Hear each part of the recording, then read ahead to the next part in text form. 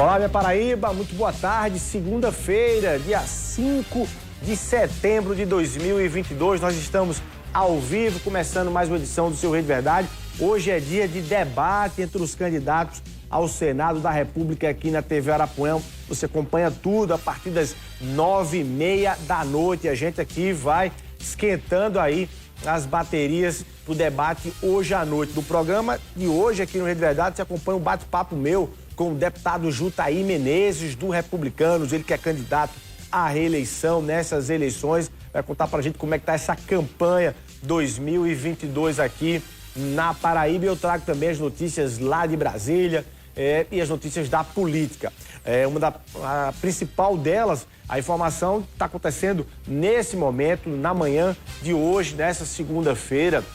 Congressistas de 23 países latino-americanos estão reunidos no centro de convenções aqui na capital, nessa reunião do Parlatino, que reúne aí países e congressistas das línguas latinas. Então, aqui no centro de convenções, conduzidos ali pela senadora Daniela Ribeiro, senadora paraibana, que é secretária do Parlatino. O Washington Luiz esteve lá no centro de convenções, está lá no centro de convenções acompanhando e traz aí os detalhes para a gente. O Parlatino, que reúne aí os países de congressistas dos países latino-americanos, eles estão discutindo vários temas, entre eles terrorismo, narcotráfico e a questão do próprio meio ambiente.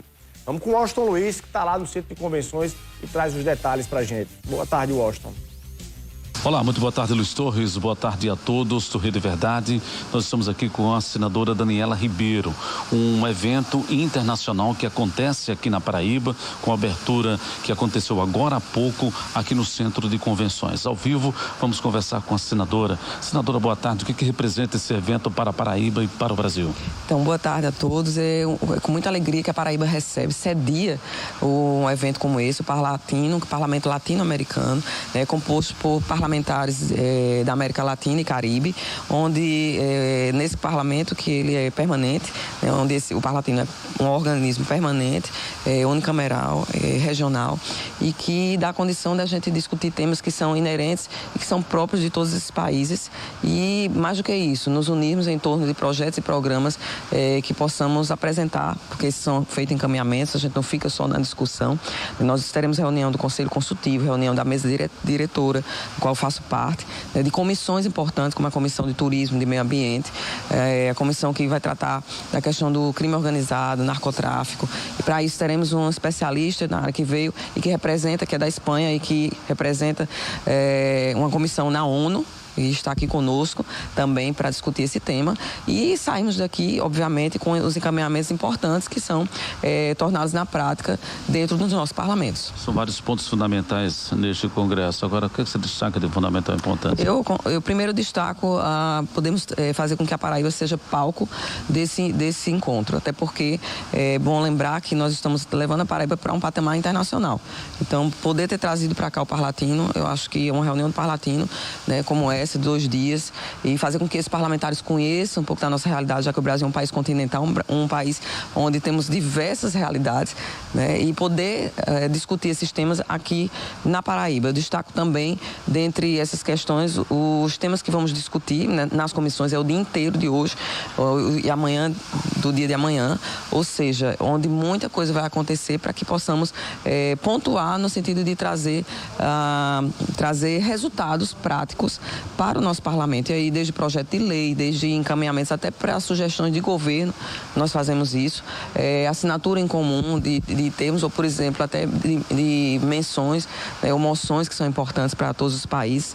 Então, é um momento único, e eu destaco esse grande momento que é para a Paraíba, a gente poder sediar tudo isso e ainda fazer com que o nosso estado fique conhecido, mais conhecido ainda, por todos esses países. Muito obrigado, senadora. Eu quem agradeço. Muito obrigada. Então está aí, Luiz Torres, esse congresso que foi aberto agora pela manhã e deve dar sequência no dia de hoje, também amanhã, com esses assuntos que foram aqui relacionados pela senadora Daniela Ribeiro. É com você, Luiz. Tá, muito obrigado, Washington. Importante evento internacional aí sendo realizado na Paraíba. Acho que a última vez que foi realizado no Brasil foi em 2015. A gente está acompanhando, nossa equipe, inclusive, acompanhando aí até amanhã. Deputado Jutaí Menezes, muito boa tarde, seja muito bem-vindo aqui ao Rede Verdade. Contagem regressiva para o dia 2 de outubro, como é que está essa campanha? Boa tarde. Boa tarde, Luiz Torres, boa tarde a todos os telespectadores, você que acompanha o Rede Verdade aqui pela Arapuã. Alegria de estar de volta conversando com você de casa, falando um pouco desta eleição e ao seu lado, Luiz Torres, que é um gênio da comunicação da Paraíba. Muito obrigado, deputado. Olha só, enquanto a campanha está acontecendo, a Assembleia Legislativa está trabalhando, está ali aberta, né? Não está em recesso particularmente. Recentemente, alguns deputados reclamaram da ausência de parlamentares no plenário para trabalhar. E aí, como é que vocês estão dividindo essa agenda? Vocês esqueceram a Assembleia por completo e não estão indo trabalhar, deputado? Como é que está isso? Olha, é algo que você tem que conciliar muito bem. Nós temos responsabilidade com a Paraíba, temos muitos projetos na Assembleia para ser votados, vetos que já foram até retirados de pauta em função disso, de ausência de deputados, porque ficaria prejudicado até mesmo na hora de você derrubar um veto. Vou dar aqui um exemplo do veto em que um projeto que foi vetado em que dá prioridade às igrejas, elas serem atividade essencial no nosso estado. Teve que ser retirado de pauta em função justamente de não termos... Da falta de quórum. Quórum até nós tínhamos, porque você tem que ter um mínimo de 19, nós tínhamos 20. Mas para você derrubar um veto, para você convencer 19 de 20, já é muito difícil, né? Se você tiver ali 18 votos, você perde. Então, eu acho que isso é muito prejudicial, na hora até mesmo para o debate. E, de fato, nós temos que ter um esforço, e os deputados, nós deputados e as deputadas, temos que ter esse compromisso com o povo da Paraíba. Sabemos que estamos num trabalho de reeleição, é um processo eleitoral que é curto, mas nós temos que comparecer, dar o nosso expediente e dar uma resposta à sociedade da Paraíba. Você está indo, deputado? Você está indo? Eu estou indo, estou frequentemente... Fazendo campanha e indo? Fazendo campanha e indo. Quando não presencial, mas ainda de forma virtual, porque não tem como você justificar uma ausência de uma sessão. Você pode participar de forma virtual, se eu estiver em Souza, Cajazeiras, Uiraúna, Conceição, onde eu tenho sido votado também. Eu posso participar dessa região, ainda que de forma virtual, e votar e debater os temas da Paraíba. Bom, deputado, você acha que isso aumenta a falta de credibilidade ou o descrédito da população com a política como um todo e lá na Assembleia? Como é que isso acaba generalizando e as pessoas dizendo assim, ó, nenhum deputado presta? Luiz Torres, a sua pergunta ela é fundamental até para nós conversarmos um pouco com a população. O que é que ocorre? As pessoas, elas não acompanham a política, não é? Elas ouvem muito outros falarem mal da política, dos políticos, e aí mistura-se tudo. As pessoas, eu entendo que elas estão decepcionadas com o político, mas a política, ela é importante, é essencial para o desenvolvimento de qualquer sociedade, de qualquer família, de qualquer pessoa. Então, nós temos a responsabilidade aí sabermos dividir. E para saber dividir, a população tem que acompanhar, saber quem são os deputados que têm comparecido às sessões, quem está ausente às sessões e por que da sua ausência. Aí sim, separar o joio do trigo. Você acha que ficaria em quanto a renovação da Assembleia para esse ano? É muito difícil dar uma resposta como essa, até porque a Assembleia, os deputados, cada um tem a sua base eleitoral e tem lutado pela sua reeleição. Nós temos ali, talvez, você tem ali 3 deputados que já não vêm mais para a reeleição, né? Então você já tem aí um número razoável, né? 3 vagas abertas já. 3 vagas abertas, que é Ranieri, Cabo Gilberto, como também Buba Germano. São candidatos, os 2 primeiros candidatos a deputado federal. E o Buba Germano que deixou. Deixou a reeleição. Então você já vai ter uma disputa aí de 3 vagas dos 36, 5%? 5%, né? Para poder você ter aí já uma renovação na Assembleia. Tá. Bom, dentro desse seu debate, você falou aí de igrejas. Tem um projeto importante ali para votar. Existe um debate que está sendo feito, deputado, aqui no Brasil, com a disputa nacional, inclusive, você pode falar, porque está dentro da igreja e pode fazer esse debate, de que a esquerda se vencer nas eleições para presidente, especificamente o ex-presidente Lula, vai fechar a igreja. O senhor acredita nisso ou o senhor acha que isso é fake news mesmo, deputado? Olha, eu não duvido de nada, Luiz Torres. Então você acredita? Eu acredito sim que as dificuldades serão criadas para o avanço do crescimento das igrejas. Você tem aí países que estão expulsando religiosos. Mas no governo do PT houve fechamento de igreja nos governos do PT? Olha, nos governos do PT não houve o fechamento de igrejas. Porém, aquele era um cenário diferente do cenário que nós estamos vivendo hoje. Não quero aqui afirmar, ser leviano e dizer que irá fechar as igrejas. Mas nós tivemos na pandemia exemplos muito claros. Exemplos arbitrários. Vou dar aqui para você um exemplo de uma igreja que eu faço parte. Há 37 anos eu vivo lá, dos meus 12 aos 49 anos. A polícia esteve numa igreja nossa que estava sem culto, com a permissão para estar aberta, no entanto, 5 viaturas foram para prender o pastor. Durante a pandemia? Durante a pandemia, mas com permissão... Isso aconteceu aqui na Paraíba? Campina Grande. Com permissão para estar aberta sem os cultos. Não tinha culto, não tinha nada, 5 viaturas para prender o pastor. Porque teve uma denúncia que o pastor estava fazendo o culto, chegando lá, não tinha o culto. Mesmo assim, queriam levar, porque houve a denúncia e aqui eu não estou culpando a polícia, não. A polícia ali estava cumprindo o papel, a ordem que lhe foi dada. Mas até nos decretos. De quem partiu a ordem. A crítica está aí. Um decreto muito mal feito, muito mal elaborado, né? Que deixava as pessoas muito duvidosas. E aí, o que nós ouvíamos? Que nós não éramos contra a vida, todos nós somos a favor da vida. Não éramos e não continuamos sendo contrários à forma arbitrária como foi feito os decretos pelo governo do Estado, pelo governo municipal. Agora, aí foi dentro da pandemia e governos da direita ou do centro-direita também tomaram atitudes semelhantes. Até porque essa foi uma discussão contra os governadores, sejam eles de esquerda e de direita. Fechamentos de igreja e de comércio. Não. Vou dar um exemplo também. Vou dar um exemplo de Campina Grande.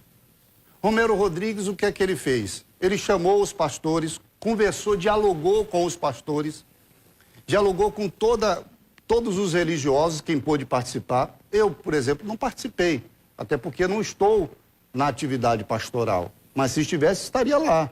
Mas conversou, dialogou, ouviu, soube explicar como fazer e poderia se fazer. Você tem igrejas, vou dar um exemplo do nosso templo aqui, que é um templo para 5.000 pessoas sentadas. O que é 100 pessoas você espalhada num lugar onde tem 5.000 lugares? Aonde você tem, não precisava ligar ar-condicionado, tem ventilação natural, tudo isso. O que é? Ainda que uma igreja que seja pequena, mas que tivesse ali, pudesse receber as pessoas, nós tivemos momentos que a igreja estava fechada, não podíamos nem sequer receber as pessoas no templo ou alguém para ir lá e conversar e dialogar com o seu sacerdote, com o seu pastor. Nós não tínhamos isso. E aí, Luiz Torres, eu já vou complementar, dizer o seguinte, mas o governo do Estado, ele fez com que as igrejas pudessem fazer os cultos online. Online. Sim, mas a pessoa que está em casa, eu tenho internet de banda larga, mas a pessoa que está em casa, ela tem condição, tem internet de banda larga para assistir? Uma exclusão ali. Havia uma exclusão muito grande. Agora, esse projeto que está na Assembleia de tornar as igrejas como serviço essencial, isso é já vislumbrando situações futuras semelhantes que, assim como os supermercados e as farmácias, as igrejas não fechariam. As igrejas não fechariam, até porque a pandemia não terminou. A população está vacinada, eu estou vacinado, tomei as 4 doses, não é? As pessoas, diminuiu muito o número de mortes, mas continua ainda o número de pessoas sendo contaminadas pela Covid, mas o clima hoje é outro, o problema hoje é outro. Mas o que nos garante que irá continuar? A China já está fazendo um novo lockdown, separando as pessoas, dividindo famílias. e o que pode acontecer futuramente. Então, nós já estamos nos precavendo para que as igrejas não fechem. Elas continuem abertas, pode até diminuir o número de cultos, mas que as pessoas tenham a liberdade de chegar, de cultuar, de buscar a Deus, diferente, Luiz Torres, do que nós ouvimos. A Deus eu posso buscar em casa. Eu busco em casa. Eu faço as minhas orações dentro do automóvel quando eu estou viajando, pedindo a Deus que me guarde quem vem na minha frente, quem vem atrás de mim, que nos proteja. Essa é a oração que nós fazemos diariamente, cotidianamente, e que você faz. Todo dia quando você abre o programa de rádio, que eu estou lá na escuta, você pede a proteção, não é? Que Nossa Senhora nos proteja, Deus, Nossa Senhora, não é? Que Deus, Nossa Senhora nos proteja. Você faz a sua prece, a sua oração, você faz a sua devoção a Deus. Então, isso é natural, é comum. Agora, na hora em que você vai para a igreja, na hora que você está diante do altar, na hora em que você está compartilhando aquela oração com o padre, com o pastor, é muito diferente. Não é a mesma coisa. Sim. Bom, deixa eu falar sobre um tema que também está fazendo parte da campanha eleitoral, que é nos partidos uma confusão, uma briga grande pelo tal fundo partidário, distribuição de fundo partidário. Já tem candidato, abre aspas, aliados que já estão brigando e se estapeando porque o dinheiro não está chegando para um, não está chegando para o outro. Está acontecendo isso no Republicanos, o deputado Jutaí está ficando com o Pires na mão, vazio ou não? Olha, o partido já diz Republicanos, né? Onde tudo se compartilha, tudo se divide. Tudo é compartilhado, né? Dividido com todos. Não é dono, o deputado Hugo Mota não é dono do fundo partidário, não é dono do fundo eleitoral. Ele compartilha com todos os candidatos, de forma que todos possam fazer a sua campanha. É verdade que os partidos têm dado prioridade aos deputados federais, que há um desejo de aumentar a bancada de todos os partidos. Mesmo assim, os candidatos a deputado estadual têm sido ajudados pelos deputados federais. Então, dentro do Republicano... Há o repasse do repasse. O deputado federal colabora com o deputado estadual... Porque tem ali uma dobradinha. Tem uma dobradinha, se faz, o partido paga o material para os candidatos. Então, não, dentro do Republicano... Não está sofrendo isso. Não temos esse problema. Qual é o critério que o deputado Hugo Mota, que é o presidente do partido, usa um tanto quanto para fazer uma distribuição igualitária dentro dos candidatos a deputado estadual? É quem está com mandato, é quem não tem mandato, é quem tem a previsão de ter mais voto ou não? Olha, já disse que a igualdade é injustiça, não é? Eu não posso chegar, eu como presidente do partido, se eu estivesse no lugar dele, vamos colocar aqui 100 mil reais para um candidato que vai ter 100 votos. Não é? Nós temos que saber também o potencial de cada candidato. Tratar os desiguais de forma... De forma desiguais e os iguais de forma igual. Não é? Então você tem que saber também equilibrar isso. Se o candidato tem um potencial maior, então ele tem que se deslocar mais. Ele vai gastar mais. Então esse tem que receber um pouco mais, até porque ele vai me ajudar no final. Ele vai ter uma votação maior e eu serei arrastado por ele, puxado por ele. Então, eu acho que o deputado Hugo Mota tem feito isso muito bem dentro do Republicano. Por isso que não está tendo brigas. E é raro, né? E é raro nessa campanha. Nessa campanha também está se notabilizando, deputado, por uma verdadeira salada mista de candidatos que votam... já vi até casos de candidato que vota num candidato ao Senado de um partido, de uma coligação, no candidato a governador de uma coligação, no candidato a vice-governador de outra coligação. Como é que pode um negócio desse? Deputado Jutaí está votando em quem? Para governador, presidente, governador e senador da República aqui na Paraíba. Você responde daqui a pouquinho. A gente vai rapidinho para o intervalo comercial, 1 minutinho, e a gente volta aqui com as notícias do Rede Verdade e esse bate-papo com o deputado Jutaí Menezes.